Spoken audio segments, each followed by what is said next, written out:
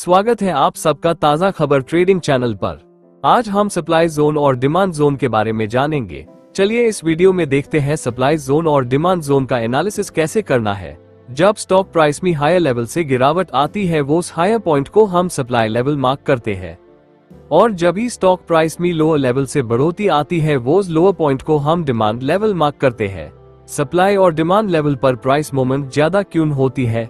क्योंकि बड़े stock investors market में एंट्री लेते हैं। बड़े इन्वेस्टर्स कौन है?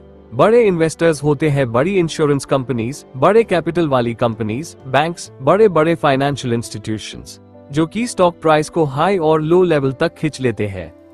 पहले हम सप्लाई जोन कैसे मार्क करते ये देखेंगे। स्टॉक प्राइस में अप ट्रेंड चालू है और बिग ग्रीन कैंडल तैयार होती है, और उसी ग्रीन कैंडल की ऊपर वाली बॉडी नैरो होने लगती है और नीचे की बॉडी बड़ी होती है।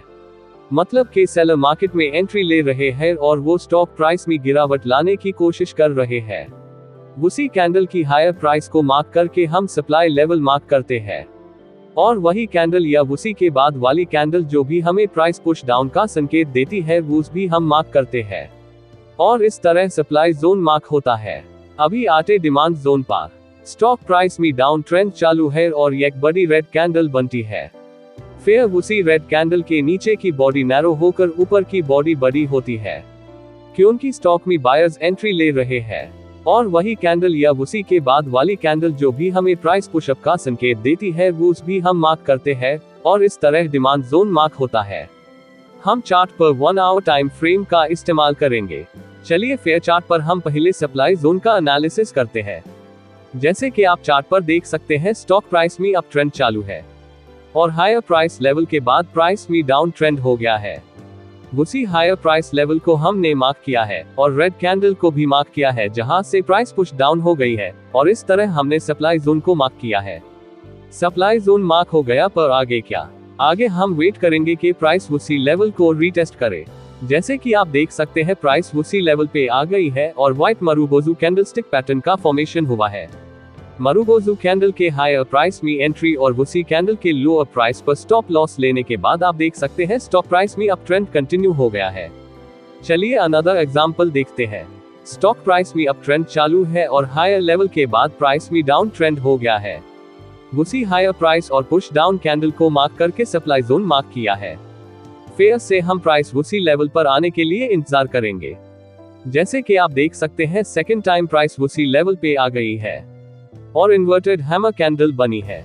उसी कैंडल के लोअर प्राइस पर एंट्री और हायर प्राइस पर स्टॉप लॉस लेने के बाद आप देख सकते हैं स्टॉक प्राइस में डाउन ट्रेंड कंटिन्यू हो गया है।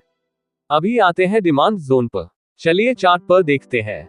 स्टॉक प्राइस में डाउन ट्रेंड चालू है और एक लोअर प्राइस के बाद ट्रेंड रिवर्स हो गया है। उसी लोअर प्राइस को मार्क किया है और second mark push up candle को किया है। इस तरह डिमांड जोन मार्क किया है। फिर से हम प्राइस को उसी लेवल पर आने का इंतजार करेंगे। जैसे कि आप देख सकते हैं स्टॉक प्राइस फिर से उसी लेवल पर आ गई है और पियर्सिंग कैंडल का पैटर्न हुआ है।